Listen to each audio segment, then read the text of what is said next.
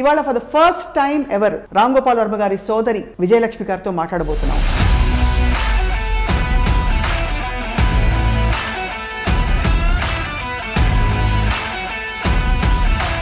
మీరు ఒక చెల్లెలుగా అన్నయ్య ఎలా కనిపిస్తారు మీకు ఒక పదంలో చెప్పాలంటే?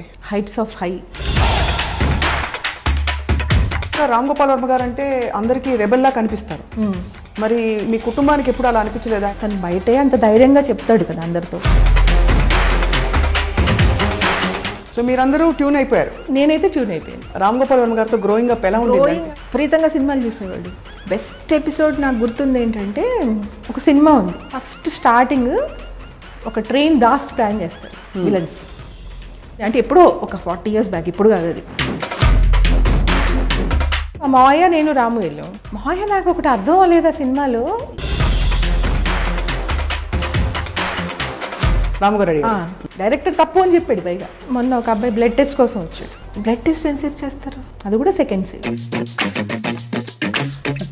అబ్బాయికి ఎటు ఎలా చేయాలో అర్థంగా చుట్టూ తిరుగుతున్నాడు, ఏ యాంగిల్లో చేద్దామని. ఇప్పుడు అమితాబ్ బచ్చన్ లాంటి ఒక గ్రేట్ లెజెండ్ని డైరెక్ట్ చేసిన ఆ సందర్భం వచ్చినప్పుడు మీరు చెల్లెలుగా ఎలా ఫీల్ అయింటారో అనిపిస్తుంది. రామ్ గోపాల్ వర్మతో చేయడం బచ్చన్ గారు కూడా చాలా గ్రేట్ అనే ఫీలింగ్ వచ్చింది. అబ్బా సూపర్. ఎందుకంటే అమ్మాయిల పిచ్చి అంత ఉందని నాకు అనిపించలేదు. మీకు ఎలా అనిపిస్తుంది ఒక సిస్టర్గా? దానికి నేను చెప్తాను ఎగ్జాంపుల్. చిన్నప్పుడు అంటే 14, 15, 16 years ఏజ్ అప్పుడు ఒక ఫ్రెండ్ ఒక అమ్మాయి వచ్చేది.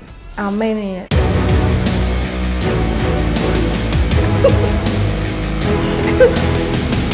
ఈ మధ్య వీడియో లోడ్ చేశారు అమ్మాయిలతో డాన్స్ చేస్తూ. అప్పుడు కొంచెం చూసి ఎంబారస్ అయ్యారా? మా ఇంట్లో వాళ్ళు కొంతమంది చాలా ఫీల్ అయిపోయి, హర్ట్ అయిపోయి, వాళ్ళు నాకు పెట్టిన మెసేజ్ రాముకు ఫార్వర్డ్ చేశాను. చేస్తే తను మెసేజ్ పెట్టాడు ఏమనంటే, మీరందరూ చాలా ప్రేమలు మనుషులు, రాము గారేమో కొంచెం భిన్నంగా డిఫరెంట్గా ఒక పద్ధతిలో ఉంటానని డిసైడ్ అయ్యి డిక్లేర్ చేస్తాడు. వాడేదో మాట్లాడతాడు, వాడేదో చెప్తాడు, వాడికి రాదు, వాడికి అమ్మాయిలు పిచ్చి, ఫలానా స్టార్తో వర్క్ చేస్తే బాగుండు అని అనిపించే హీరో కానీ జూనియర్ ఎన్టీఆర్ ఫర్ ఎవర్, ఇంకా తర్వాత అలాంటి యాక్టర్ రాడని నా ఉద్దేశం. ఇప్పుడు ఎందుకు మరి రాము గారు విలనా హీరోనా? రాము హీరో.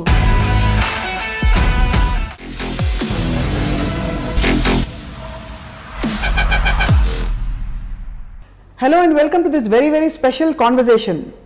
నేను సొసైటీకి చాలా దూరంగా ఉన్నాను, సొసైటీ రూల్స్ని ఏమాత్రం పాటించను, నాకు కుటుంబంతో బంధుత్వాలతో ఏమాత్రం నిమిత్తం లేదు అని చెప్పుకునే రామ్ గోపాల్ వర్మ గారి కుటుంబంలోకి తొంగి చూస్తే అర్థమవుతుంది. మేబీ మనం ఏమన్నా పాయింట్ మిస్ అవుతున్నావా అనిపిస్తుంది. ఇవాళ for the first time ever Ram Gopal Varma గారి సోదరి విజయలక్ష్మి గారితో మాట్లాడబోతున్నాం. ఆవిడని చూస్తే నిజంగా మన ఇంట్లో మన కుటుంబ సభ్యులు చూసినట్టే అనిపిస్తుంది. నిజానికి వారి తల్లిగారితో మనం గతంలో ఒకసారి మాట్లాడాం అండ్ ఆవిడ అభిప్రాయాలు కూడా తెలుసుకున్నాం. ఇప్పుడు రామ్ గోపాల్ వర్మ గారి ఈ ప్రయాణం గురించి, తన ఫిలసాఫికల్ జర్నీ గురించి ఏమనుకుంటున్నారో వారి సోదరి విజయలక్ష్మి గారి నోట విందాం. వారి చెల్లెలు యాక్చువల్లీ. అండ్ ఆవిడని చూస్తే మీకే అర్థమైపోతుంది ఎందుకు ఇంత ఇంట్రొడక్షన్ ఇచ్చానని చెప్పి. విజయలక్ష్మి గారు నమస్కారం. Thank you so much. నమస్తే. చాలా అందంగా చాలా బాగా అనిపిస్తున్నారు. థ్యాంక్ యూ స్వప్న. ఇది ఫస్ట్ ఇంటర్వ్యూ అని చెప్పచ్చు. స్మైల్ నాకు చాలా నచ్చుతుంది. Thank you. మీ మనసు చాలా పెద్దది కాబట్టి మీరు అందరిలో మంచి చూస్తారు. అవునా? సో ఫస్ట్ ఇంటర్వ్యూ ఇది దాదాపుగా ఆన్ కెమెరా ఫస్ట్ ఇంటర్వ్యూ. ఇప్పుడు నేను ఎవరితో ఇంతవరకు ఎప్పుడు అంటే చాలా మంది అడిగారు కానీ నేను ఎప్పుడు అసలు ఒప్పుకోలేదు ఇంతవరకు. గుడ్ ఫార్చ్యూన్ మాదే. స్వప్న అనగానే ఇంకా నేనేం ఆలోచించలేదు, వెంటనే ఒప్పేసుకున్నాను. ఎందుకంటే నాకు తెలుసు కదా, నేను 10-12 years నుంచి ఫాలో అవుతున్నాను కాబట్టి, చాలా సెన్సిబుల్గా ఉంటావు కాబట్టి నేను అసలు ఇంకా ఆలోచించలేదు, వెంటనే ఒప్పేసుకున్నాను. అందుకే ఇంతవరకు చాలామంది చాలా అడిగారు కానీ ఎప్పుడు నేను అసలు వెంటనే నో చెప్పేసేదాన్ని, ఇంకా ఆలోచించకుండా. నీతో ఆలోచించకుండా వెంటనే చెప్పేసాను. Thank you so much. I feel honoured. And Varma గారితో it has been a journey. మా అందరికీ కూడా యాజ్ అన్ ఇంటర్వ్యూయర్ నాకు అండ్ ప్రపంచానికి కూడా రామోయిజం ఒక జర్నీ. మీరు ఒక చెల్లెలుగా అన్నయ్య ఎలా కనిపిస్తారు మీకు ఒక పదంలో చెప్పాలంటే? ఒక పదంలో చెప్పాలంటే రామ్ గోపాల్ వర్మ పేరు వినగానే హైట్స్ ఆఫ్ హై వచ్చేస్తుంది, చాలా హై వస్తుంది. ప్రతి నిమిషం జీవితం చాలా కొత్తగా ఆనందంగా అనిపిస్తుంది పేరు వినగానే. అంటే ప్రతిరోజు ప్రతి నిమిషం ప్రతిసారి అదే ఫీలింగ్ వస్తుంది. ఒకసారి ఒక ఫీలింగ్ స్టార్ట్ అయ్యాక అది తగ్గుతూ పెరుగుతూ ఉంటుంది కదా. కానీ నాకు ప్రతిసారి ప్రతిరోజు చాలా హై వస్తుంది. కానీ రామ్ గోపాల్ వర్మ గారు అంటే అందరికీ రెబెల్లా కనిపిస్తారు. మరి మీ కుటుంబానికి ఎప్పుడు అలా అనిపించలేదా, ఆయన రెబెల్ వెళ్తున్న దారికి అడ్డంగా వెళ్ళారు ఆయన అని? అడ్డంగా వెళ్తున్నారు ఎందుకు అలా వెళ్ళడం అలా వెళ్ళడం అనవసరం కదా అని, అంటే ఒక ఫ్యామిలీ మెంబర్గా ఉంటుంది కదా కన్సర్న్. ఎప్పుడైనా అనిపించింది అలా? అలా ఎప్పుడు అనిపించదు స్వప్న. ఎందుకంటే ఇప్పుడు తను టీవీలోనే తను బయటే అంత ధైర్యంగా చెప్తాడు కదా అందరితో, ఏమవుతుంది ఏమవ్వదు, ఎలా వెళ్ళినా ఏమవ్వదు, అది మీ ఇష్టం వచ్చినట్టు ఉండండి అని. ఇప్పుడు ఇంట్లో తను అలా ఏం చెప్పడు, కానీ తను అక్కడ పక్కన కనిపిస్తేనే మనకు ఆ ఫీల్ వచ్చేస్తుంది, ఆ ధైర్యం వచ్చేస్తుంది, ఆ ప్రెజెన్సే వేరేగా ఉంటుంది. ఇప్పుడు నువ్వు అలా రామోయిజం స్టార్ట్ చేసినప్పుడు, నువ్వు అలా మాట్లాడుతున్నప్పుడు అంత బాగా అంత సెన్సిబుల్గా మాట్లాడగలిగావంటే తన ప్రెజెన్స్తోనే కదా, తన బాడీ లాంగ్వేజ్, తన ప్రెజెన్స్, ఆ సెన్సిబిలిటీ అది ఉంది కాబట్టి నువ్వు అలా మాట్లాడుతూ అలా ఉంది కాబట్టే తను అలా చెప్పగలుగుతాడు, నీకు అది ఉంది కాబట్టి. ఇక్కడ కూడా అంతే. సో మీరందరూ ట్యూన్ అయిపోయారు ఒకలా చూసుకుంటే? అందరూ కాదు, నేనైతే ట్యూన్ అయిపోయాను. మీరైతే ట్యూన్ అయిపోయారు, అవును. మళ్ళీ ఇంట్లో అందరూ ఇండివిజువల్స్ అన్న విషయం కూడా ఇండివిజువల్స్ ఉంటుంది, వాళ్ళకి వేరే అభిప్రాయాలు ఉండొచ్చు.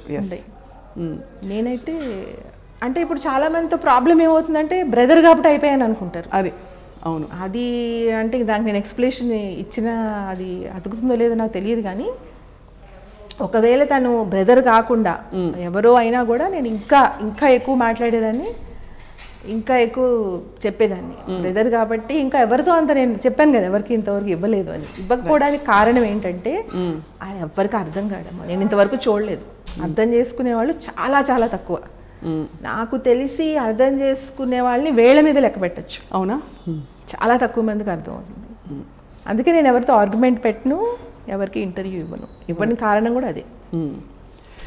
సెన్సిబుల్గా అంటే వాళ్ళ తప్పనట్లేదు, నేను అర్థం చేసుకునే వాళ్ళు నాకు ఇంతవరకు కనిపించలేదు. అది ఎవరిష్టం వాళ్ళది, వాళ్ళ ఫీలింగ్స్, వాళ్ళ అభిప్రాయాలు వాళ్ళకు ఉంటాయి కదా, వాళ్ళ నేను తప్పు పట్టట్లా. నాకు కరెక్ట్ అనిపించదు వాళ్ళ ఆర్గ్యుమెంట్, అందుకనే నేను ఎవరితో మాట్లాడి. రామ్ గోపాల్ వర్మ గారితో గ్రోయింగ్ అప్ ఏం గుర్తుంది విజయలక్ష్మి గారు మీకు? విజయ్ గారు అని పిలుస్తాను విత్ యువర్ పర్మిషన్. అలాగే మీ ఎలాగైనా పిలవచ్చు, ఏం ప్రాబ్లం లేదు. రామ్ గోపాల్ వర్మ గారితో గ్రోయింగ్ అప్ ఎలా ఉంది? గ్రోయింగ్ అంటే చిన్నప్పుడు మాకు అంత ఎక్స్పోజర్ లేదు కదా స్వప్న, అంత ఎక్స్పోజర్ లేదు మా చిన్నప్పుడు. కానీ చాలా సంఘటనలు ఉన్నాయి తనతో పెరిగినప్పుడు. విపరీతంగా సినిమాలు చూసేవాడు, విపరీతంగా అంటే ఒక్కొక్కటి 15 సార్లు 20 సార్లు. అంటే పిచ్చే ఇంకా నిజంగా, ఇంకా అదే ఒక్క సీన్ కోసం, ఒక్క పాట కోసం, ఒక్క డ్రెస్ కోసం అలా చూసేవాడు. బెస్ట్ ఎపిసోడ్ నాకు గుర్తుంది ఏంటంటే, ఒక సినిమా ఉంది, ఆ సినిమాలో ఏంటంటే ఫస్ట్ స్టార్టింగ్ ఒక ట్రైన్ బ్లాస్ట్ ప్లాన్ చేస్తారు విలన్స్. ప్లాన్ చేసి చాలా పెద్ద ప్లాన్, సినిమా స్టార్టింగ్లోనే, అంటే ఎప్పుడో ఒక 40 years బ్యాక్, ఇప్పుడు కాదు అది, జ్యోతిలక్ష్మి జయమాలిని వాళ్ళు హీరోయిన్స్గా వచ్చినప్పుడు. అదేంటంటే వాళ్ళు ట్రైన్ బ్లాస్ట్, ఈ సెకండ్కి ఈ ట్రైన్ ఇక్కడికి వస్తుంది, సో పట్టాల కింద మనం ఇది పెట్టేసి మనం అలా ఫిక్స్ చేసేసి, టైం బాంబు అనమాట, అప్పుడు టైం బాంబులు ఉండేవి కదా, పెట్టేసి మనం వెళ్ళిపోదాం, ఆ టైంకి ఆ ట్రైన్ బ్లాస్ట్ అవుతుందని ఒక ప్లాన్ చేస్తారు. చేసేసి పెట్టేసి వెళ్ళిపోతారు. పెట్టగానే టైటిల్స్ అయిపోతాయి, సినిమా స్టార్ట్ అవుతుంది. హీరోయిన్ ఎంట్రీ, హీరోయిన్ అంటే తనే హీరో జ్యోతిలక్ష్మి వచ్చి దానికి తెలిసిపోతుంది, కుక్కెళ్ళి చెప్పేస్తుంది, కుక్కెళ్ళి తీసుకొస్తుంది. చూస్తే దానికి అక్కడ ఏదో తవ్వేసిన రాళ్ళు అవి ఇవి కనిపిస్తాయి, కనిపించి అర్థమవుతుంది, ఏదో తీసేయడానికి ట్రై చేస్తే వాళ్ళు వస్తారు, ఒక ఫైట్ అవుతుంది. ఫైట్ అయ్యాక బ్లడ్, అప్పుడు బ్లాక్ అండ్ వైట్ కదా, బ్లడ్ అని మనకు బ్లాక్ కలర్లో ఉంటుంది, అయినా మనకు అర్థం అవుతుంది. అవునవును. అప్పుడు ఆ క్లాత్ తీసి ఇలా ఊపితే ట్రైన్ ఆగిపోతుంది. అది ఫస్ట్ షాట్. సినిమా అయిపోయింది, వచ్చేసాక రాము అన్నాడు, మా మావయ్య నేను రాము వెళ్ళాం. మావయ్య నాకు ఒకటి అర్థం అవ్వలేదు ఆ సినిమాలో, మన దేశంలో ఏ ట్రైన్ ఆ టైంకి అలా ఆ సెకండ్స్ ప్రకారం వస్తుంది, అలా ఎప్పుడు రాదు అసలు ఏ ట్రైన్. అవును. అలా రానప్పుడు అది ఎలా అసలు ఆ డైరెక్టర్ ఎలా ప్లాన్ చేసాడు అది అని అడిగాడు. రాము గారు అడిగేసాడు. ఇప్పుడు 9 years 8 years ఉంటే అంతే. అది ఇంకా మా మావయ్య చాలా షాక్ అయిపోయి థ్రిల్ అయిపోయాడు, ఎలా తెలిసిందిరా నీకు అలా భలే అర్థమైందని.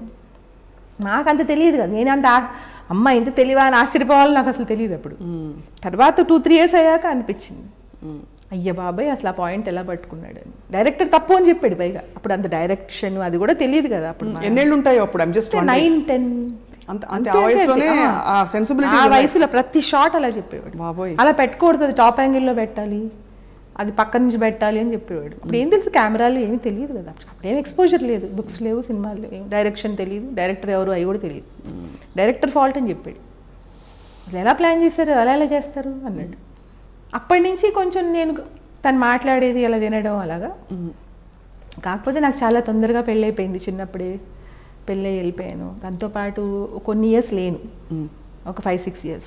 తర్వాత తను ఒకరోజు ఫోన్ చేసి, నువ్వు వచ్చే ఇక్కడికి, అక్కడ ఉండొద్దు, నేను బావతో చెప్తాను, మీరు వచ్చేసి నాతోనే ఉండండి అన్నాడు.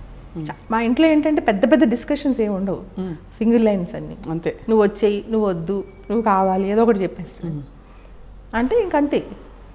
మా హస్బెండ్తో చెప్పాను, మా ఇన్లాస్తో చెప్పాను, వచ్చేయమంటున్నాడు రాము అంటే ఓకే అన్నారు, వచ్చేసి అలా వచ్చేసారు. ఇంకేం ఉండదు, పెద్ద పెద్దగా ఏమి ఉండవు. ఇప్పుడు తను ఏదన్నా ఒకటి అడిగినప్పుడు కూడా ఎస్ ఆర్ నో చెప్పు అంతే, ఇంకేం చెప్పకంటాడు. నీకు కావాలా వద్దా, ఉంటావా ఉండవా అంతే, ఇష్టమా ఇష్టం లేదు. సో మాకు అలా అలవాటు అయిపోయింది ఇంకా. సో మాకు అన్నీ అర్థమైపోతూ ఉంటాయి, ఏం మాటలే ఉండవు అక్కడ, అన్నీ అర్థమైపోతూ ఉంటాయి. అలాంటి ఒక బాండింగ్ ఉండే ఫ్యామిలీ, అలా ఒక బాండింగ్ అనమాట. ఇంకా చెప్తాడు ఒక్కసారి, ఇంక లేదు వినట్లేదు, వాళ్ళకి నచ్చలేదు అంటే ఇంక చెప్పడు, తన డెసిషన్ దాన్ని తీసేసుకుని వెళ్ళిపోతాడు. సో అసలు మీరు చెప్తూ ఉంటే అంటే కళ్ళ కట్టినట్టు ఉంది స్క్రీన్ ప్లే, మీలో కూడా ఎక్కడో స్ట్రీక్ ఉందని. ఉందంటావా? మీకు ఎప్పుడైనా అంటే అనిపించిందా మీరు కూడా ఇండస్ట్రీ? నేను కూడా ఎప్పుడు ఇంకా నేను ఇప్పుడు స్వప్న ఎప్పుడు నేను ఇంకా ఏ సీరియల్స్ ఏం చూడను, ఎవరితో అంటే ఈ ఫ్రెండ్స్తో మాట్లాడాలు అవి ఏం ఉండవు. ఉట్టి సినిమాలు కూడా కాదు, సినిమా న్యూస్ వినడం, సినిమాలు చూడడం, అవి చదవడం, వాటిలోనే ఉంటాను ఎప్పుడు, చిన్నప్పటి నుంచి. అది ఇప్పుడు కూడా అంతే, వేరే మాటలు ఉండవు అసలు. కానీ వర్మ గారి చాలా రామ్ గోపాల్ వర్మ గారి సిబ్లింగ్స్ అందరిలో అంటే మీరు తర్వాత కోటి గారు ఉన్నారు, తర్వాత రాము గారు, సో మీ అందరిలో ఎవరికి ఎక్కువ క్లోజ్? ఫస్ట్ రాము, తర్వాత నేను, తర్వాత మీ ఇద్దరిలో ఎవరు క్లోజ్ ఎక్కువ?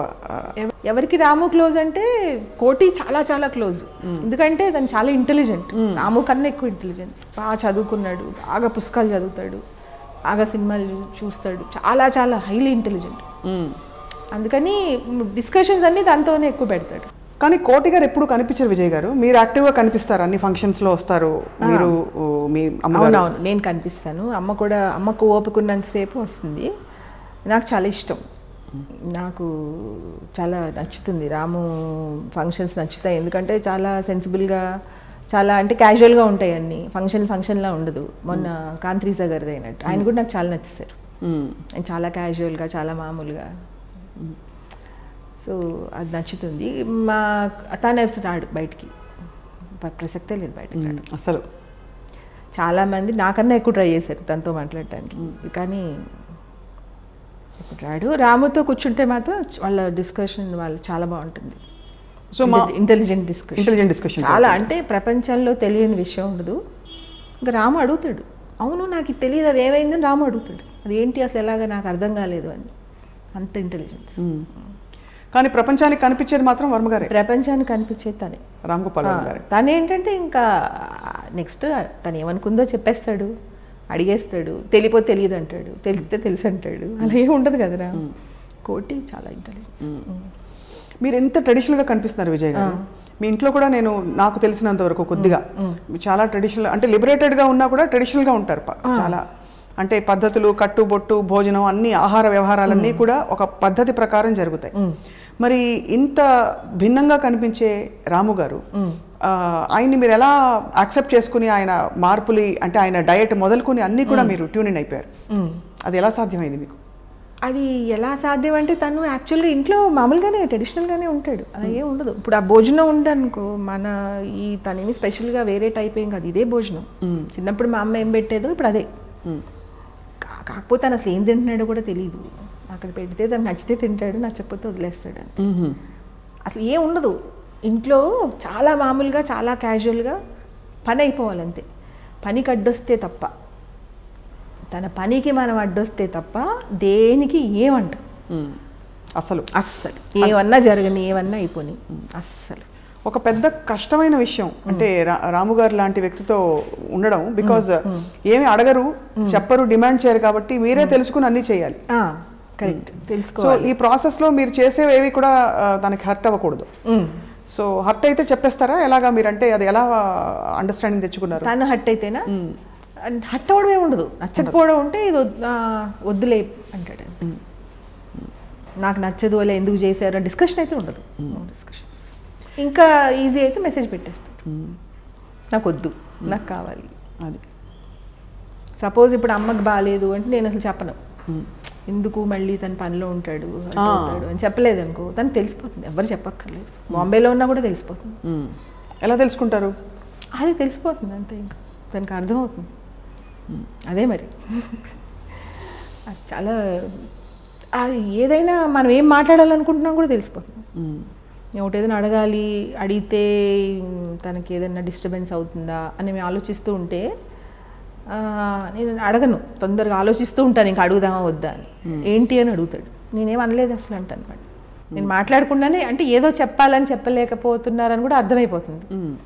అది నేను ఇంకా బాగా తగ్గించేసి 1 wordకి మార్చేస్తాను.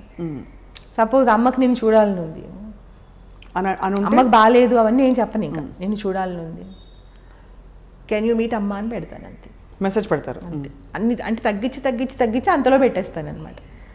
అని ఇంకొక 2 minutes గ్యాప్ ఇచ్చి ఇఫ్ పాసిబుల్ అని పెడతాను. సో దట్ రెండో మెసేజ్ అంటే చాలా పెద్ద మెసేజ్ ఇంకా అది, అంత పెట్టేసినట్లు లెక్క. అంటే ఒక 1 page పెట్టినట్లు లెక్క అది. అంత పెట్టేశానని అర్థమయ్యి 1 dayనో ½ day ఏదో చెప్తాడు, ఏదో ఒక మెసేజ్ పెడతాడు ఇంకా చిన్నది, అంటే కే పెడతాడు. అప్పుడు ఓకేలో కే ఓ కూడా టైం ఎందుకు వేస్ట్ ఉండదు, కే పెట్టేస్తాడు. అంటే మనకి అప్పుడు నేను దాన్ని చాలా పెద్దగా తీసేసుకుంటాను. ఒకవేళ పెట్టలేదనుకో, అసలు ఆన్సర్ కూడా పెట్టలేదనుకో, నో అని అయితే పెట్టలేదుగా కాబట్టి ఎస్. సో ఇక్కడ నిజం చెప్పనా, ఇక్కడ ఇవాల్వ్ అయిన వ్యక్తిత్వం మీలో కనిపిస్తుంది. మీరు అడాప్ట్ అయిపోయారు, మీరు అడ్జస్ట్ అయిపోయారు, మీరు అర్థం చేసేసుకున్నారు, మీరు ఉన్నట్టు ప్రేమించేశారు.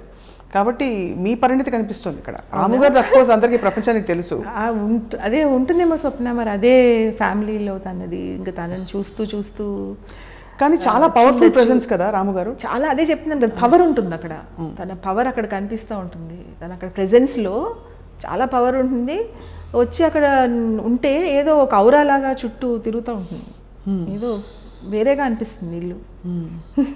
కొంతమంది ప్రెజెన్స్ అలా ఉంటుంది. ఒక స్మైల్ కూడా ఒక్కొక్కసారి ఇల్లు చాలా బాగుంది. ఇందాక నేను అన్నాను కదా, ఆడపిల్లలు ఉంటే తిరుగుతూ ఉంటే వాళ్ళ స్మైల్, వాళ్ళు వేసుకునే అందమైన బట్టలు, అలాగా ఏదో ఒక చేంజ్ ఉన్నట్టు తను అంటే చాలా చాలా చాలా సింపుల్గా ఉంటాడు ఇంట్లో. అసలు నువ్వు ఇమాజిన్ చేయలేవు. అంటే ఫర్ ఎగ్జాంపుల్ ఎలా అంటే, ఇప్పుడు తన రూమ్ ఒక 4-5 steps వేస్తే హాల్లోకి వస్తాడు. తన రూమ్లోంచి హాల్లోకి రావడానికి వచ్చేటప్పుడు వర్క్ చేసుకుంటూ వస్తాడు.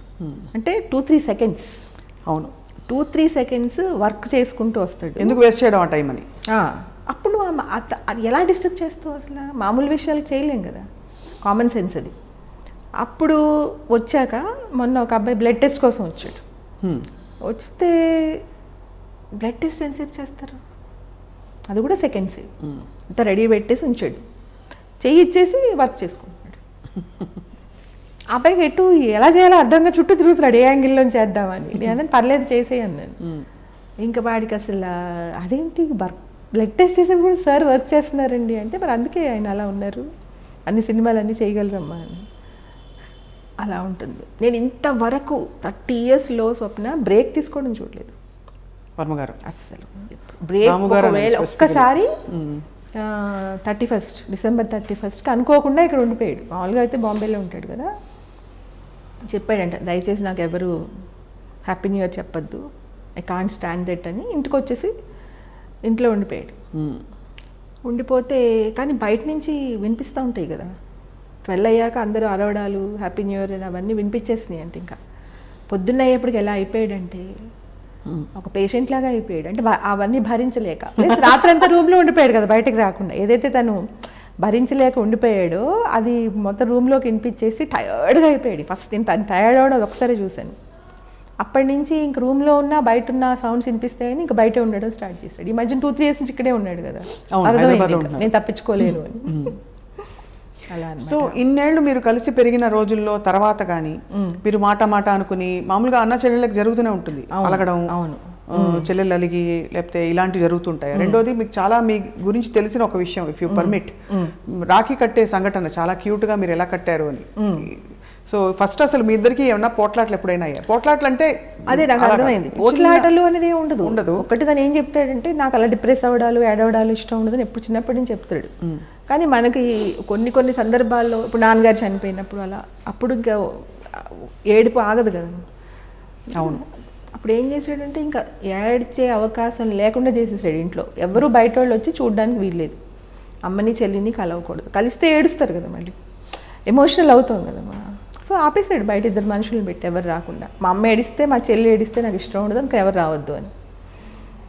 అప్పుడు సార్ అంత కేర్ తీసుకున్నప్పుడు ఆ ఏడుపు ఆపుకోవడం అనేది మనం అలవాటు చేసుకోవాలని అనిపిస్తుంది, ధైర్యం తెచ్చుకోవాలి అని. ఆ కేరే చూసారు మీరు ఎప్పుడు కూడా? ఎప్పుడు అసలు దెబ్బలాట అనేది ఎప్పుడు లేదు. కాకపోతే అలాంటి చిన్న వాటికి చెప్తాడు, నాకు అలా ఏడిస్తే ఇష్టం ఉండదు, డిప్రెస్ వరి అయితే ఏమొస్తుంది, వరి అయ్యావనుకో నీకు సొల్యూషన్ దొరుకుతుందా అని అడుగుతాడు. మొన్న వరి ఎపిసోడ్ ఎక్సలెంట్ కదా మీ ఇద్దరిది, చాలా మందికి అది ఉపయోగపడింది. కరెక్ట్ కదా, వరి అయితే రాదు, సొల్యూషన్ ఏంటని చూసుకోవాలి. అది చాలా ఇంకొక సెన్సిటివ్ ఇష్యూ విజయ్ గారు, చెప్పమ్మా విషయం. రత్న గారి గురించి ఎప్పుడు రాము గారు చాలా ఓపెన్ గా ఇంటర్వ్యూస్ లో చెప్పారు సందర్భాలు వచ్చినప్పుడు. రత్న గారు మీకు చాలా క్లోజ్ ఫ్రెండ్, చాలా అండ్ ఆల్మోస్ట్ అంటే she still of course part of the family. So ఇప్పుడు కూడా తనతోనే మాట్లాడుతారు. ఈ డెలికేట్ ఈక్వేషన్ ని మీరు ఎలా బ్యాలెన్స్ చేస్తారు? అంటే ఎలా అంటే ఇప్పుడు వాళ్ళిద్దరూ చాలా ఫ్రెండ్స్ లాగే ఉంటారు. అంటే వాళ్ళిద్దరు ఇప్పుడు ఎలా ఉంటారంటే చాలా మామూలు ఫ్రెండ్స్ లాగా, మేమిద్దరమేమో చాలా క్లోజ్ ఫ్రెండ్స్ లాగా. అది అవును. తర్వాత ఇప్పుడు రాము విషయంలో, ఇప్పుడు రాముతో ఉంటాను నేను, రత్నతో ఇద్దరితో ఉంటాను కదా, రోజంతా ఇద్దరితోనే ఉంటాను, తనతో ఉంటాను తినతో ఉంటాను, తను వచ్చినప్పుడు తనతో ఉంటాను. కానీ అలా ఇప్పుడు అసలు ప్రాబ్లం రాదు. ప్రపంచానికి విజయ్ గారు రాము గారి లైఫ్ ఒక లివింగ్ ఎగ్జాంపుల్. అంటే అనుకున్నది ఎలా సాధించవచ్చు, మన ఏ పరిస్థితుల నుంచి ఎలాంటి బ్యాక్గ్రౌండ్ నుంచి వచ్చినా కూడా మనం ఒక లక్ష్యం సాధించుకోవచ్చు అని ప్రూవ్ చేశారు. రెండోది ఏది జరిగినా కూడా మనం ఎక్కడా కూడా మనం డిస్టర్బ్ కాకుండా లైఫ్ని కొనసాగించవచ్చని, మన ఇష్టం వచ్చినట్టు బ్రతకచ్చని, అండ్ ఆనందం సంతోషం మన లోపలే ఉన్నాయి, బయట నుంచి వచ్చేవి కాదని, అనవసరమైన విషయాలపై మెదడు ఉపయోగించకూడదు, అవసరమైన పరిష్కారాలపైనే పెట్టాలి, ఇవన్నీ చెప్తూ వచ్చారు. రామ్ గోపాల్ వర్మ గారు కాలేజీలో చదువుతున్న ఒక అన్నయ్య సడన్గా ఆయన అనుకుని ఒక సినిమా తీసేసి అప్పుడు అమితాబ్ బచ్చన్ లాంటి ఒక గ్రేట్ లెజెండ్ని డైరెక్ట్ చేసిన ఆ సందర్భం వచ్చినప్పుడు మీరు చెల్లెలుగా ఎలా ఫీల్ అయింటారో అనిపిస్తుంది. అంటే నాకు చూసేసాను కదా తన హైట్స్ అన్ని చిన్నప్పటి చూసేసాను కదా స్వప్న. అంటే ఇప్పుడు ఎలా అనిపించేది అంటే నాకు బచ్చన్ గారితో చేయడం గ్రేట్ అనే ఫీలింగ్ ఉన్నా, రామ్ గోపాల్ వర్మతో చేయడం బచ్చన్ గారు కూడా చాలా గ్రేట్ అనే ఫీలింగ్ వచ్చేది. అబ్బాబ్బాబ్బా సూపర్. ఎందుకంటే అలా ఎవరు చూపించలేదుగా. బచ్చన్ గారు చాలా గొప్ప సినిమాలు చేశారు, ఆయన చాలా గొప్ప యాక్టర్, కానీ సర్కార్ లాగా ఏ సినిమా లేదు కదా. సో అలా ఎక్కువ అంతే అంతే. సో దట్ వాస్ అది మీ అంటే నాకు అందరూ చాలా మంది నాకు చాలా గ్రేట్గా అనిపిస్తారు, చాలా మంది ఉంటారు, చాలా మంది చాలా గ్రేట్గా అనిపిస్తారు. కానీ చాలామంది నేనంటే ఎప్పుడు నేనేమంటానంటే వాళ్ళ అదృష్టం అని అంటాను రాముతోటి. ఎప్పుడు అబ్బా ఎంత అదృష్టం రాము నీతో చేయడం అంటాను. అంటే ఇప్పుడు నువ్వు అడిగావు కాబట్టి చెప్తున్నాను, లేకపోతే వేరే వాళ్ళ దగ్గర అయితే అలా చాలా బాగా చెప్పారు మీరు. నాకు అది అలా అనిపిస్తుంది ఎప్పుడు, అంటే ఆయనకి ఎవరితో చేస్తే అలాంటి సర్కార్ లాంటి సినిమా చేయగలుగుతారు అనిపించింది కదా, అలా అనిపించింది. సో అన్నయ్యలో ఎప్పుడు మీకు ఏ విమర్శ కనిపించలేదు? అంటే ఒక విమర్శించే విషయం కానీ కనిపిస్తుంది. ఎందుకు కనిపించదు? ఇలా చేయకూడదు చేసి ఉండకూడదు. ఎలా అంటే ఇప్పుడు తను ఓటీటీని సపోర్ట్ చేస్తాడు కదా, ఓటీటీ నాకు అది నచ్చదు, బయట సినిమాయే నాకు నచ్చుతుంది, థియేటర్లో సినిమా నచ్చుతుంది. తర్వాత ఒకటి ఏంటంటే ఇప్పుడు నాకు ప్రేమ లేదు, నాకు పిల్లలు ఇష్టం ఉండదు, నాకు ఫ్యామిలీ ఇష్టం ఉండదు అని తను ఏదైతే అంటాడో అది నాకు ఇష్టం, నాకు మనుషులు చాలా ఇష్టం, నాకు పిల్లలు ఇష్టం, అలా చాలా ఇష్టం. పెళ్ళికి మాత్రం నేను కూడా అగేన్స్ట్, పెళ్ళి నాకు ఇష్టం ఉండదు. అంటే మా హస్బెండ్ మా ఇన్లాస్ చాలా మంచోళ్ళు, నన్ను చాలా ముద్దుగా చూసుకునేవారు మా ఇన్లాస్, మనవరాలను పెంచినట్టు పెంచారు నన్ను. 16 yearsకి పెళ్ళి అయిపోయింది కదా, హస్బెండ్ కూడా మంచి ఆయన, అలా ఏం లేదు. కానీ నాకు పెళ్ళి అయితే నాకు ఇష్టం లేదు. కానీ అప్పట్లో రాము అప్పుడు ఇష్టం లేదు, ఇప్పుడు కూడా ఇష్టం లేదు. ఇప్పుడు ఇష్టం లేదు, పెళ్ళి కాన్సెప్ట్ నాకు అసలు నచ్చదు.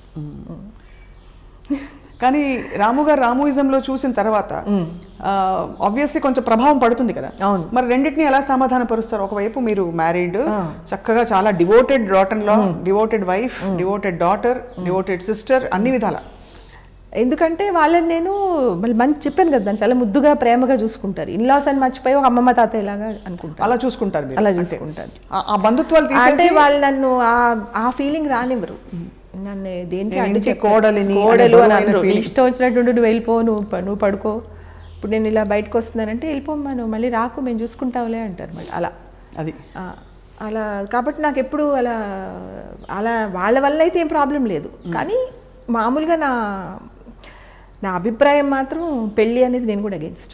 పెళ్ళి అనేది ఉండకూడదు ఖచ్చితంగా. ఎందుకంటే ఇప్పుడు ఎలా అంటే స్వప్న, వాళ్ళు నాకు అడ్డు రాకపోయినా పిల్లలు ఉన్నారు అనుకో, మళ్ళీ వాళ్ళ మీద ప్రేమ, ఎమోషన్స్, వాళ్ళ లైఫ్ ఎలా ఉంటుంది. మళ్ళీ మా కోడలు కూడా చాలా మంచి పిల్ల, చాలా చాలా మంచి అమ్మాయి.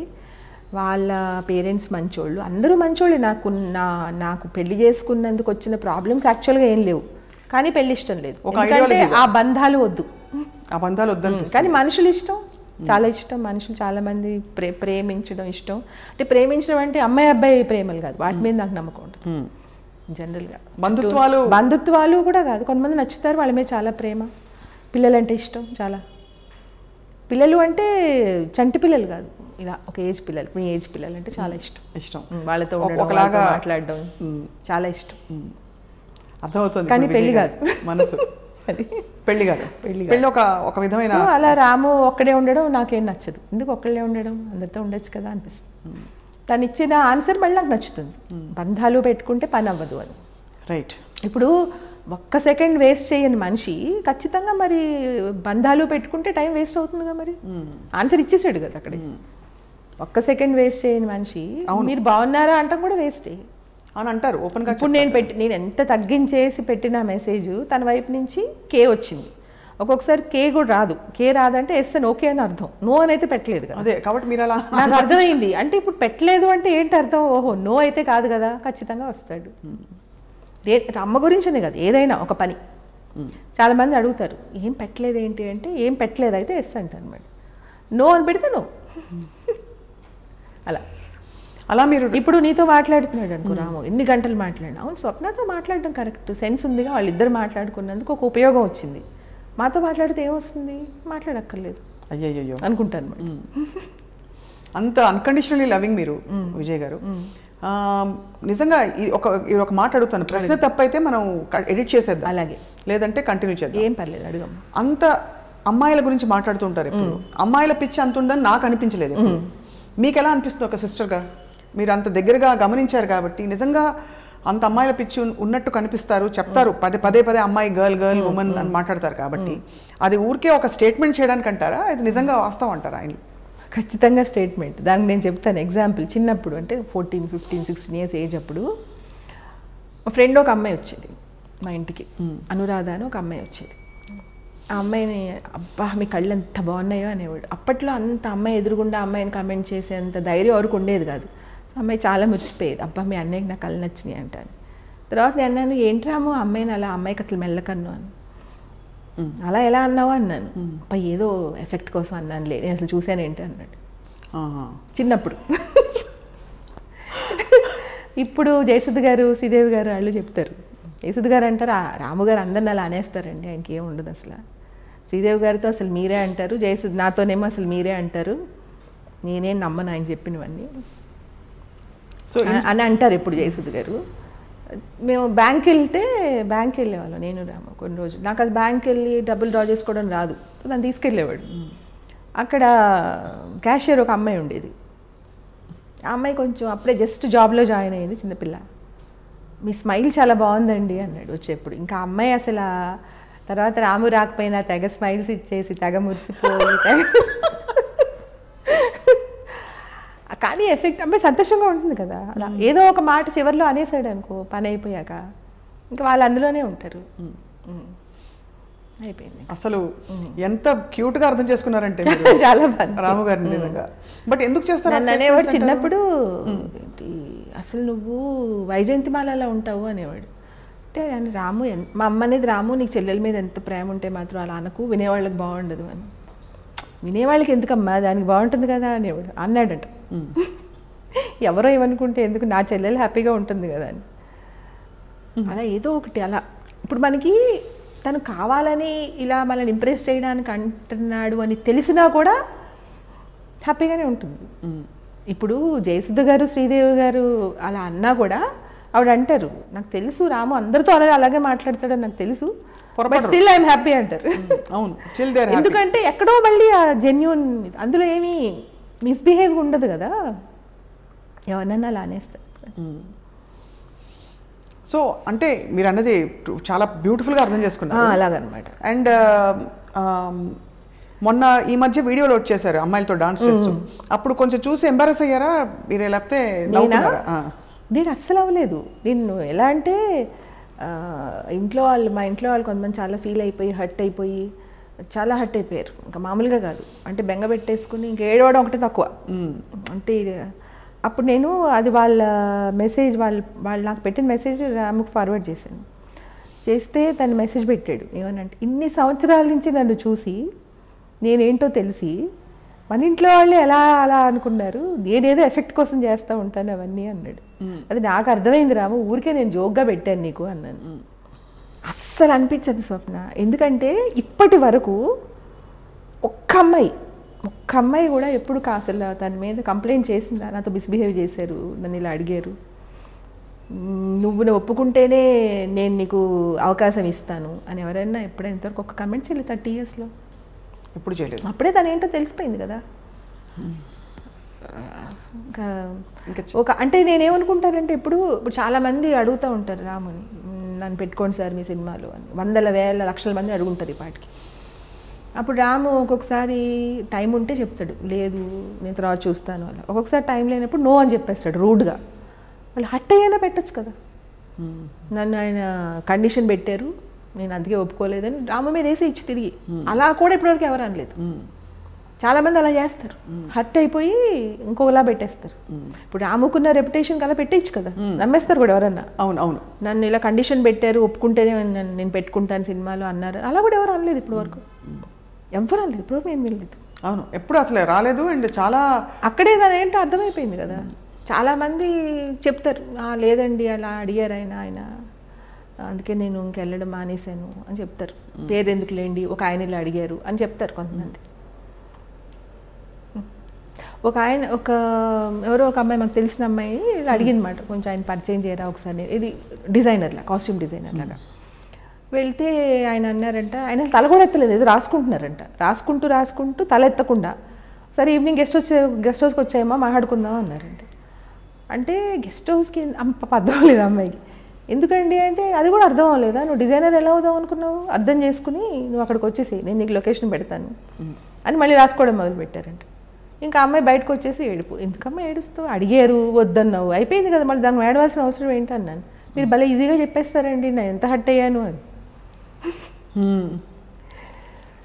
అసలు ఇప్పుడు ఆయన నేనేం తప్పు పట్టట్లేదు, అడిగారు ఇష్టమైతే వెళ్తారు లేకపోతే లేదు, తప్పు పెట్టాలని కాదు, అలా ఉంటారు, అలా కూడా ఉండేవాళ్ళు ఉంటారు అని వింటాం మనం, అలాగా. అది ఇంకా అంటే విన్నారు, ఏ ఫీల్డ్ అయినా ఉంటారు, ఏ ఫీల్డ్ అయినా ఉంటారు, ట్రై చేస్తారు, పోయింది ఏముంది, పడితే పడతారు లేకపోతే లేదు అనుకుంటారు. దాన్ని తప్పు పట్టకూడదు నా ఉద్దేశంలో. ఆయన ఏమి నేను ఫోర్స్ చేయలేదు కదమ్మా, అడిగారు అంతే, నీకు ఇష్టం లేదు అయిపోయింది, దాన్ని నువ్వు ఎందుకు బాధపడ్డావు ఎందుకు అన్నాను. చాలా బాగా నేర్పించారు మీరు, నిజమే, నేను ఇప్పటి నుంచి అసలు ఫీల్ అవును, ఇష్టమైతే కరెక్టే కదా మీరు చెప్పింది, ఎందుకు బాధపడాల్సిన అవసరం లేదు, మిస్బిహేవ్ చేయలేదు కదా, తల కూడా ఎత్తలేదంట ఆయన, అసలు కళ్ళు ఎత్తి కూడా చూడలేదంట, ఏదో వర్క్ చేసుకుంటూ అడిగారంట. అలా అలవాటు చేసుకోవాలి, ఇంకా బాధపడకూడదు. ఎందుకు బాధపడటం ఎందుకు, అది రాము నేర్పించింది, అదే బాధపడకూడదు ఎందుకు అంటే అవసరం లేదు, దాన్ని అంత చిన్న విషయాన్ని మిస్బిహేవ్ చేస్తే అప్పుడు బాధపడాలి. ఒక చెల్లెలుగా న్యాచురల్లీ మీరు రాఖీ కడుతూ ఉంటారు అప్పుడప్పుడు, తెలిసి తెలియకుండా ఏదో మ్యాజిక్ చేసి వెళ్ళి ఎలాగైనా మీ కోరిక తీరు మీరు రాఖీ కట్టేస్తారు అలా. అండ్ ఆయన కూడా స్పేస్ ఇస్తారు మీకు, చాలా క్యూట్గా ఉంటుంది వినడానికి. అదొకటి. రాఖీ ఏంటంటే చిన్నప్పుడంతా చాలా పెద్ద సెలబ్రేషన్ అది, రాఖీ కట్టి స్వీట్స్ తెచ్చుకుని సినిమాకి వెళ్ళి అన్నీ ఉండేవి. రాను ఎప్పుడైతే తను బిజీ అయిపోయాడో, ఈ దీపావళి రాఖీ అవన్నీ ఏంటి ఇవన్నీ సిల్లీగా ఉన్నాయి, టైం వేస్ట్ అని తన ఉద్దేశం ఏం లేదు. ఇప్పుడు ఒక్క సెకండ్ కూడా వేస్ట్ చేయనప్పుడు మళ్ళీ ఈ రాఖీ కట్టి మళ్ళీ ఇప్పుడు అక్కడ కూర్చుని మాట్లాడుకుని ఇవన్నీ ఎందుకు అని ఏదో ఒక పెట్టుకున్నాడు. నాకు అర్థమైంది. కానీ నేను అది నాకు తెలియనట్టే నేను వెళ్ళి తనలో పెట్టుకుని కూర్చొని వర్క్ చేసుకుంటుంటే పక్క నుంచి కట్టేస్తాను. అక్కడ పక్క నుంచి ఆయన బ్లడ్ తీస్తారు, మీరు పక్క నుంచి కట్టేస్తాను, చూసి ఓకే అంటే. ఏమన్నా ఇస్తారా అప్పుడు చాక్లెట్ ఏమన్నా అలా ఎప్పుడైనా కొనిపెట్టారా చెల్లెలకి? కొనిపెట్టడం అంటే ఇంకా నాకు ఏదన్నా మనసులో ఒకటి ఉంది అని ఏదైనా తనకు తెలిస్తే తెచ్చి అక్కడ పెట్టేస్తాడు అంతే. దానికి ఏమి ఇంకా మాటలు ఉండవు. చిన్నప్పుడు నాకు రేడియో ఇష్టం ఉండేది, చాలా అలా ఇష్టం, పిచ్చి అనమాట. రేడియో ఉంటే అంటే చిన్నది నేనే పెట్టుకుని నేనే వినాలి అని అంటే అప్పుడు ఒకరోజు తెచ్చి అక్కడ పెట్టేసి వెళ్ళిపోయాడు. మాటలు ఉండవు. అదేమో ఒకరోజు పడిపోయి ఇరిగిపోయింది. నేను ఏడుపు అంటే ఒక 11-12 ఇయర్స్ ఏజ్, పడిపోయి ఇరిగిపోయింది, పాటలు రావు అని. ఇప్పుడు వచ్చి చెప్పాడు, ఇరిగిపోతే రిపేర్ చేసుకోవాలి, ఏడిస్తే అది అతుక్కోదని చెప్పాడు. అంటే కానీ అప్పుడు నాకు అంత అది అర్థం చేసుకుని ఏడవకూడదని తెలిసే అంత ఏజ్ అప్పుడు అంత లేదు. తీసుకెళ్ళి మళ్ళీ దాన్ని రిపేర్ చేయించి తీసుకొచ్చి అక్కడ పెట్టాడు. పెట్టేసి పాటలు వింటూ ఉంటే ఒకరోజు ముగ్గురం కూర్చుని వింటున్నాం అన్నమాట. ఉంటే సుశీల్ గారి పాట వస్తుంది. వస్తూ ఉంటే అన్నాడు, ఏంటి రేడియోలోంచి హనీ అన్నాడు అన్నమాట. రేడియోలోంచి హనీ వస్తుందని ముగ్గురు దగ్గరికి వెళ్ళిపోయి దాన్ని నేను కూడా ఇద్దరు చూస్తుంటే రేడియోలోంచి తేనె గారుతున్నట్టుంది సుశీల్ గారు పాడుతుంటే అన్నాడు. అంత ఇష్టం, అంత అంటే అలాంటి స్టేట్మెంట్స్ చాలా ఇచ్చేవాడు. అలాంటి స్టేట్మెంట్స్ చాలా ఉండేవి. అంటే చాలా ఆశ్చర్యం కలుగుతుంది విజయ్ గారు నిజంగా. ఆయనకుండే మెమరీ. ఎప్పుడో వచ్చిన పాటలన్నీ ఫుల్ కంటత మొత్తం పాడేస్తారు, రాగయుక్తంగా పాడతారు, తాళం ఉంటుంది, లిరిక్ తప్పుపోదు. నాకు బోర్ అన్న పాటలు కూడా మొత్తం పాడేస్తాడు. బోర్ అని కొన్ని పాటలు, అబ్బా నాకు నిద్ర వస్తుంది పాట వింటే అంటాడు కదా, ఆ పాట కూడా మొత్తం పాడేస్తాడు. ఎప్పుడైనా స్వప్న ఒక్కటి గుర్తుపెట్టుకోను, మర్చిపోయానన్న మాట ఏదైనా వాడితే అది శుద్ధ అబద్ధం. మరుపు అనేది లేదు. మర్చిపోయాను అంటే ఇంకా ఆ టాపిక్ వద్దు వదిలేద్దామని చెప్పడం అంతే. అంతేనా? అంతే, ఖచ్చితంగా. అదైతే నేను గ్యారంటీ చెప్పగలుగుతాను. మరుపు అనేది ప్రసక్తి లేదు. ఒక బుక్ అంటే మొత్తం చెప్పేస్తాడు. గాడ్ ఫాదర్ బుక్ మొత్తం పేరా వైజ్ మొత్తం ఏదైనా ఒక్కసారి చూస్తే వచ్చేస్తుంది. ఇప్పుడు బ్యాడ్ స్టూడెంట్ అని చెప్తాడు కదా, బ్యాడ్ స్టూడెంట్ అంటే అది చదవలేకపోవడం కాదు, ఆ లెక్చరర్స్ చెప్పింది నచ్చకో, ఆ సబ్జెక్ట్ నచ్చకో వదిలేయడం తప్ప, బుక్ అదేదో రోబోలో రజనీకాంత్ చదివినట్టు ఇలా చదివేస్తే వచ్చేస్తుంది మొత్తం అంతే. ఇలా అంటాడు కదా, అలా అది మర్చిపోవడం అనే క్వశ్చన్ లేదు. అతనికి నచ్చలేదు అని చెప్పకుండా ఆ టాపిక్ కట్ చేయడానికి కారణం వెతుక్కోవడానికి మర్చిపోయానండి. కానీ గ్రేటెస్ట్ థింగ్ ఏంటంటే విజయ్ గారు, మిమ్మల్ని చూస్తుంటే మీ ఫ్యామిలీ మీరందరూ చాలా ప్రేమలు, మనుషులు, అన్నీ కావాలి, పద్ధతిగా ఉండాలని. రాము గారేమో కొంచెం భిన్నంగా, డిఫరెంట్గా ఒక పద్ధతిలో ఉంటానని డిక్లేర్ చేస్తాడు. కానీ రెండు కలిసి ప్రయాణించడం అన్నది, ఈ రెండు ఆల్మోస్ట్ వేరు ప్రయాణాల్లాగా అనిపిస్తున్నాయి, బట్ కలిసి మీరు కొనసాగిస్తున్న తీరు మాత్రం వెరీ రిమార్కబుల్. అదేనమ్మా నేను చెప్తున్నాను. తను చెప్పేది ఏంటంటే ప్రేమ లేదు, మనుషులు వద్దు కాదు, ప్రేమ అనే పేరు పెట్టుకుని టైం వేస్ట్ చేయొద్దు అని.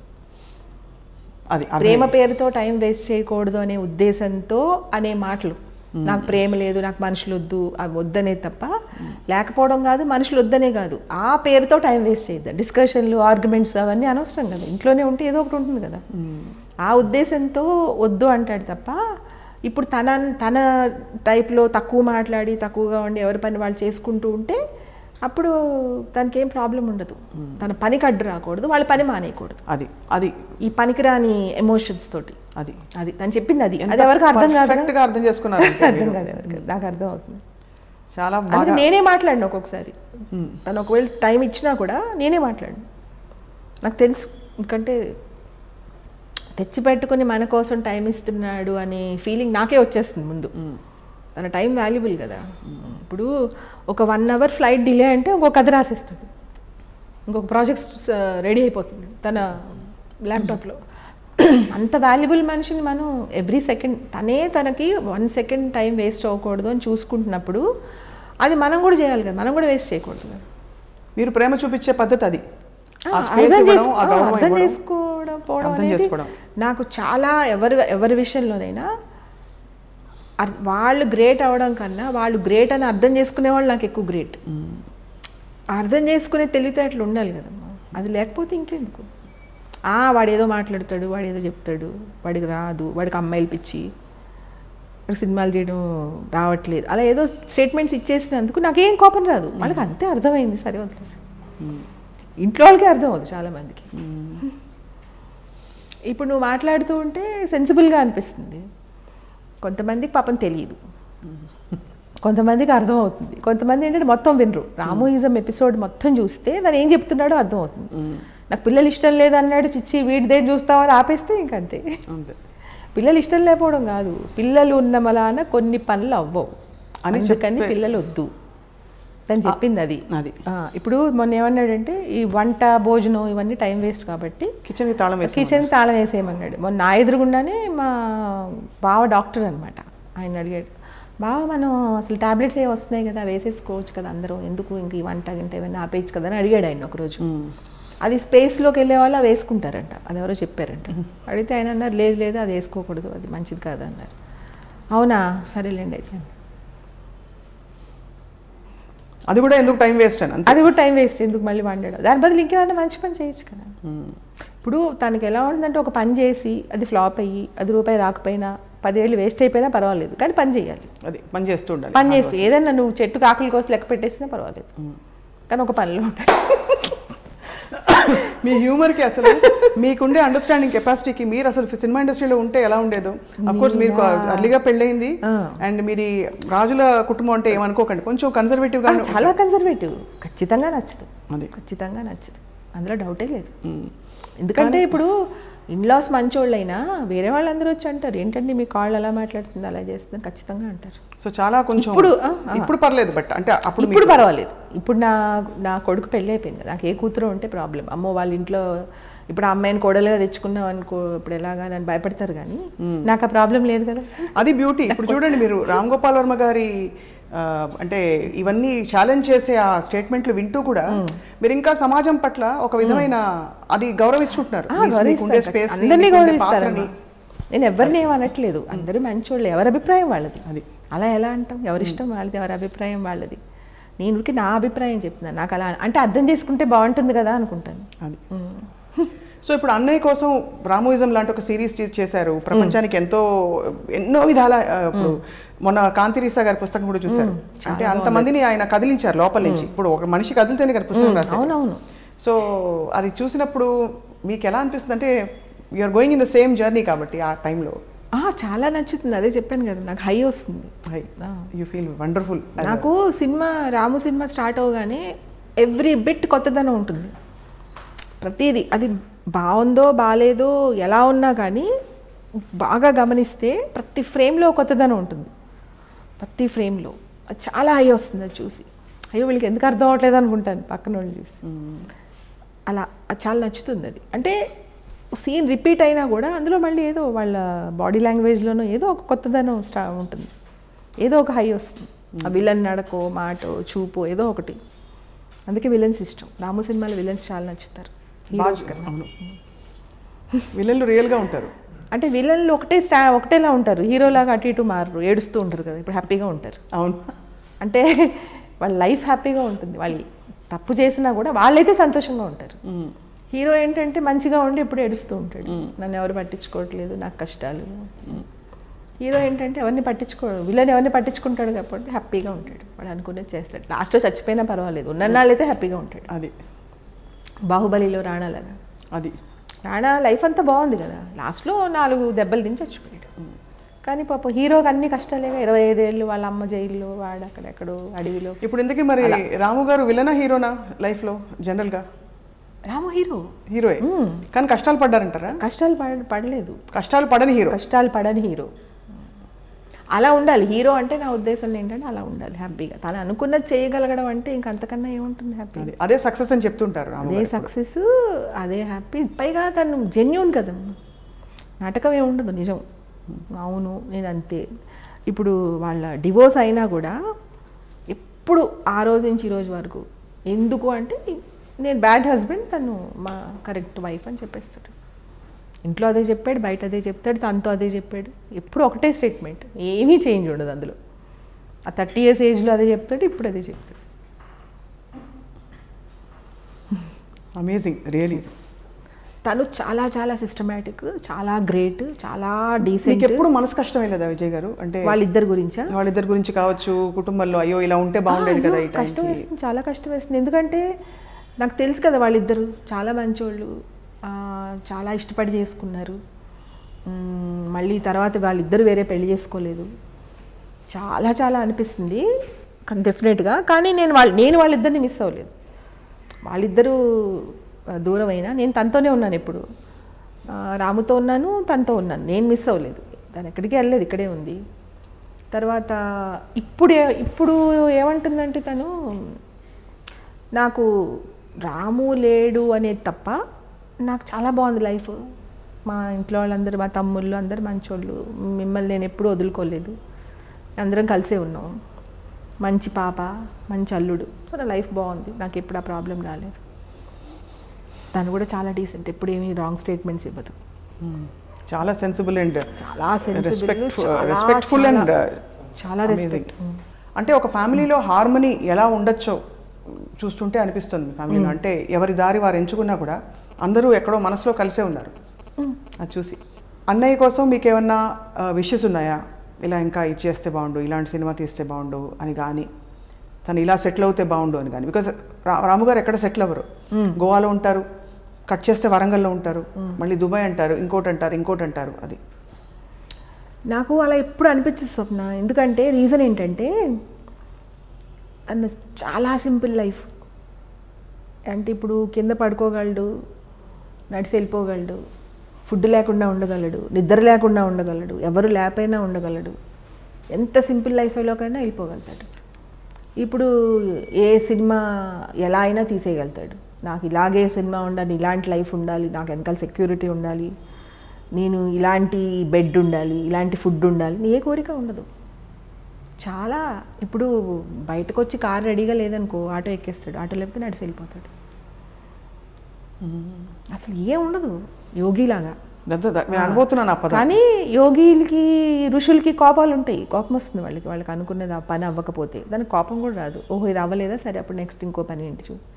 ఎప్పుడు కోపం వస్తుందంటే ఎవరైనా ఇప్పుడు వాళ్ళకి ఈ టైంకి వర్క్ ఇచ్చేయాలి అనుకుంటే అప్పుడు కోపం వస్తుంది. అంటే వాళ్ళని ఇబ్బంది పెడుతున్నామని తప్ప తనైతే తనే చేసేసుకుంటాడు. వెళ్ళిపోయి ఆ పని తనే చేసేసుకుంటాడు. ఎడిటింగ్, కెమెరా వర్క్ కూడా చేసేసుకుంటాడు వాళ్ళు ఒకవేళ టైంకి రాకపోతే తప్ప. అసలు ఎలాగైనా బతికేయగలుగుతాడు. అందుకని నాకేం వరి అనిపించదు ఎప్పుడు. అమ్మో రాము ఈ ఫుడ్ తినలేడేమో, ఇలా పడుకోలేడేమో, ఇలా ఉండలేడేమో అంటే అప్పుడు భయం వేస్తుంది కదా. అవును, అమ్మో రేపు లైఫ్ ఏంటి అని. అలా ఎలా అయినా బతికేస్తాడు, ఎలా అయినా ఉండిపోతాడు. దానికి పని ఉండాలి అంతే, దానికి ఇష్టమైన పని ఉండాలి అంతే.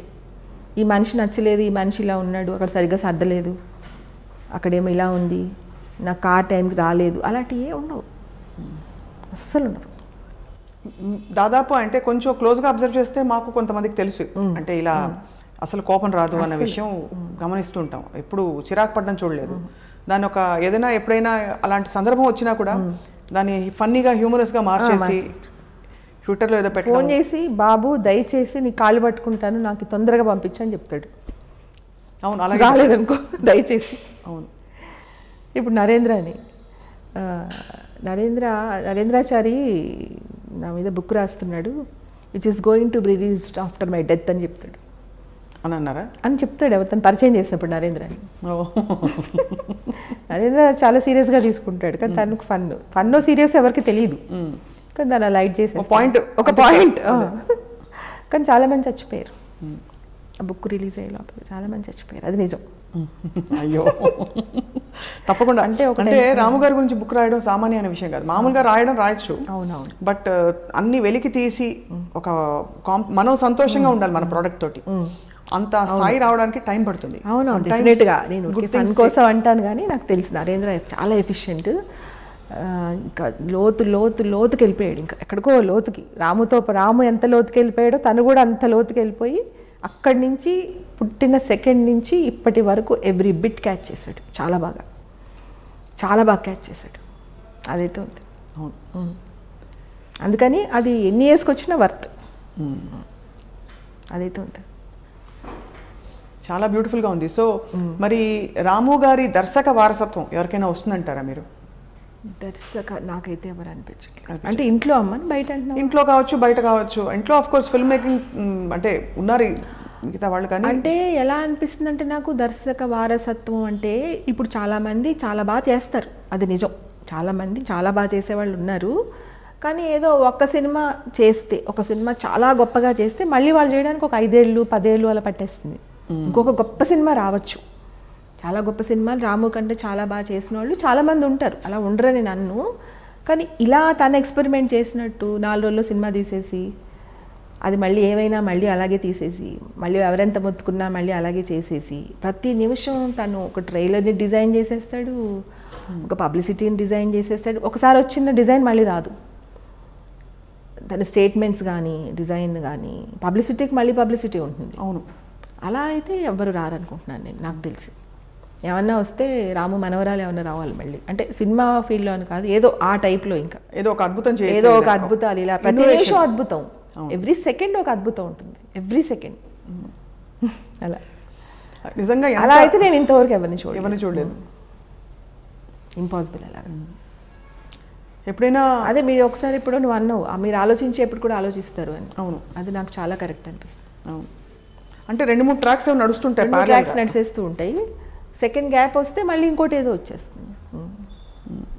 అలా ఒక డైరెక్టర్ ఉట్టి డైరెక్టర్ అవ్వచ్చు కదా, అలాగే తీయచ్చు కదా అని అంటారు కదా. ఒక డైరెక్టర్ వేరే ఎందుకు అవ్వకూడదు? అన్నీ అవ్వచ్చు కదా, తనకు ఉంది కదా కెపాసిటీ, ఉన్నప్పుడు అవ్వచ్చు. ఇప్పుడు కంక్లూడ్ చేసేలోపు మిమ్మల్ని ఒక చిన్న ర్యాపిడ్ ఫైర్. ఓకే, అది మీరు ఒకటో 1 of the 2 చాలా క్లుప్తంగా చెప్పాలి సమాధానం, లేదు వన్ వర్డ్లో చెప్పాలి, సింగిల్ వర్డ్లో. రామ్ గోపాల్ వర్మ గారు ఫిల్మ్ డైరెక్టరా ఫిలాసఫరా? ఫిలాసఫర్, ఫిలిం డైరెక్టర్, అలా ఎలా ఒకటే ఎలా చెప్తాము? 2 కరెక్టే కదా. 2 కరెక్టే. చాలా గ్రేట్ డైరెక్టర్, చాలా గ్రేట్ ఫిలాసఫర్. రామ్ గోపాల్ వర్మ గారికి చెల్లెలు, అమ్మ ఇవన్నీ బంధుత్వాలు ఉన్నాయా లేవా? ఉన్నాయి. రామ్ గోపాల్ వర్మ గారు మీకు నేర్పిన ఒక సూత్రం, లేదు అంటే మీరు చూసి నేర్చుకున్న ఒక సూత్రం? వరి అవ్వకూడదు. దానివల్ల ఉపయోగం లేదు అని. రామ్ గోపాల్ వర్మ గారు ఏ నగరంలో ఉంటే మీకు ఇష్టం? హైదరాబాద్.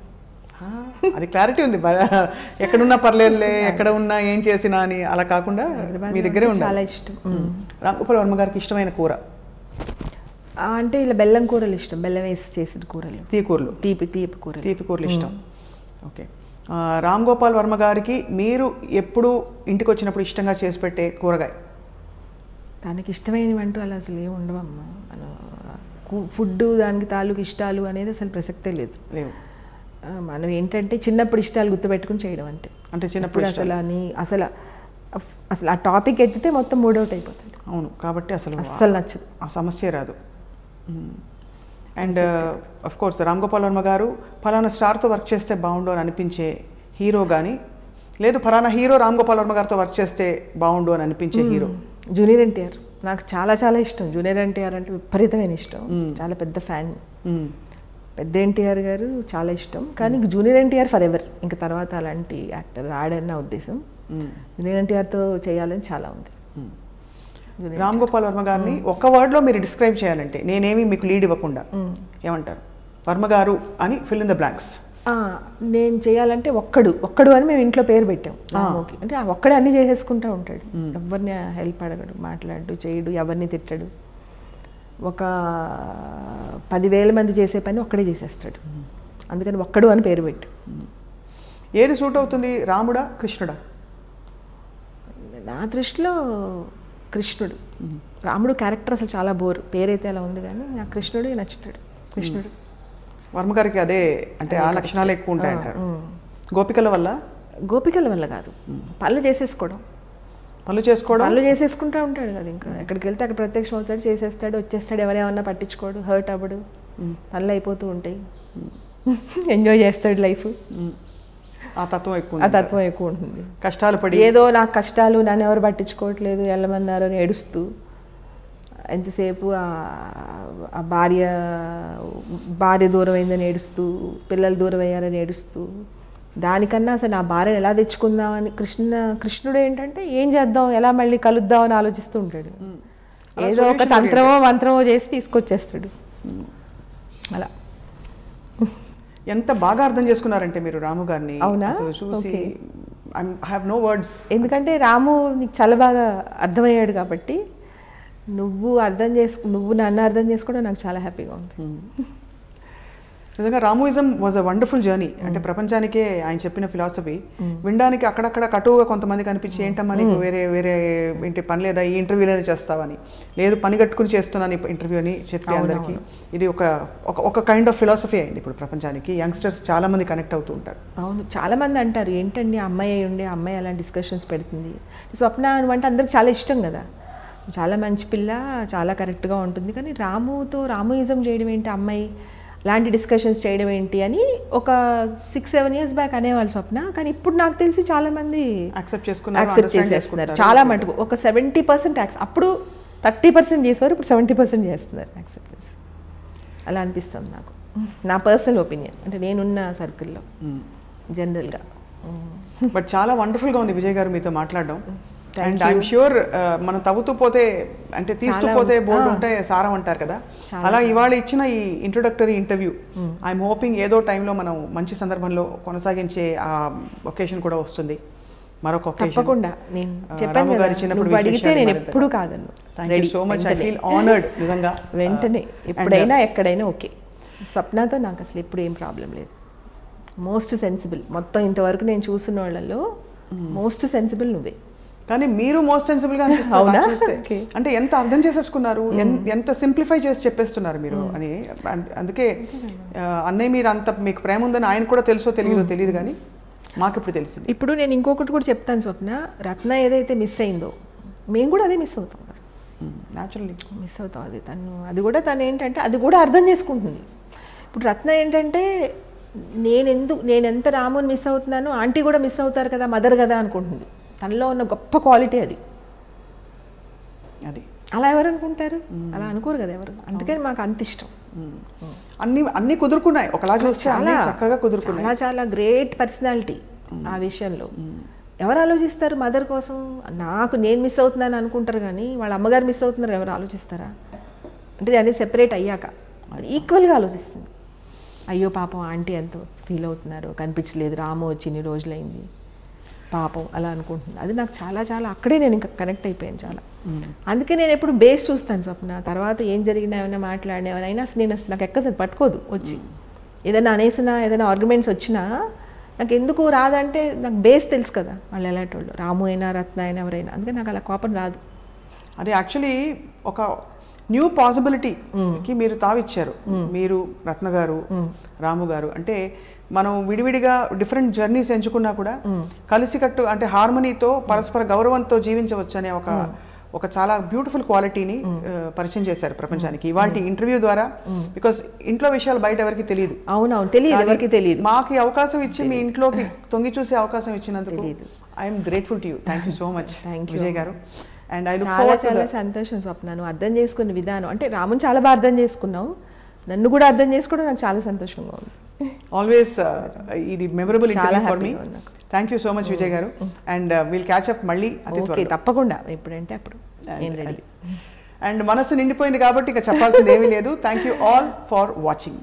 ఐ డ్రీమ్ కి లైక్, షేర్ అండ్ సబ్స్క్రైబ్.